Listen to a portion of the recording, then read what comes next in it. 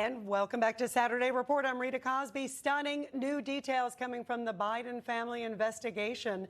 The House Oversight Committee issuing a rare subpoena of an FBI whistleblower's file, the document apparently containing information about an alleged criminal scheme tied to Biden. The data said to be, quote, very damaging. Let's bring in trial and defense attorney Rachel Kugel and also family law and trial attorney Brad Micklin and another attorney, our great special guest today, Michael Grimm. Rachel, first of all, your reaction to sort of the legal exposure that Hunter Biden could be in with this, and also Joe Biden, of course, if he is indeed tied, and if there's a document that shows, quote, a criminal scheme. That's very strong language. It's actually extraordinary. I've been covering politics a long time. To hear that Congress has subpoenaed the FBI, what's your reaction from a legal perspective?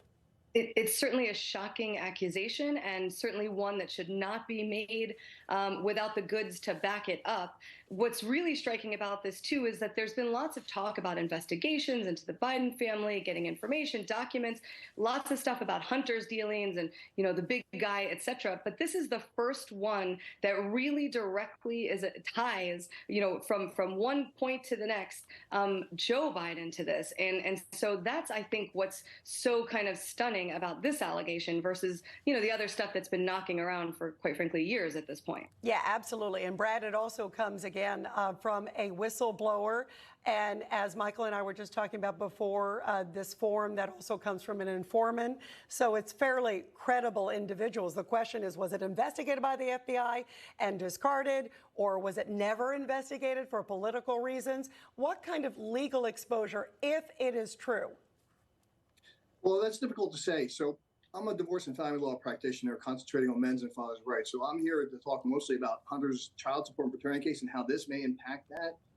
But it doesn't get better the longer this case goes. The more issues that surround their finances and their business dealings and any kind of conspiracy is just going to complicate all of this litigation for all of them.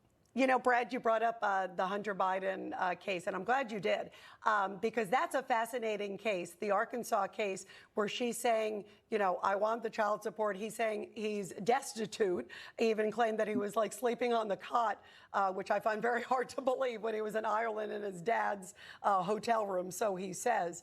That could open the floodgates, because if the judge there says, okay, this is going to go forward, then she's saying, I want to see who bought the artwork. I want to see some of these deals. Where did these millions go from these rogue leaders? How does that open the floodgates and expose Hunter, but potentially his father as well, Brad? There are countless issues that are going to be exposed, because remember, Hunter is an attorney. So the moment he came into court saying, I can't afford child support, he opened up the financial issue question. Tax returns, art dealing, China, Ukraine. And now with this FBI whistleblower, it's going to compound it. Then he messes the water by having a legal team that must outweigh the cost of his child support tenfold. So every time he turns around, he opens up an issue that makes it worse for him and for the Biden family.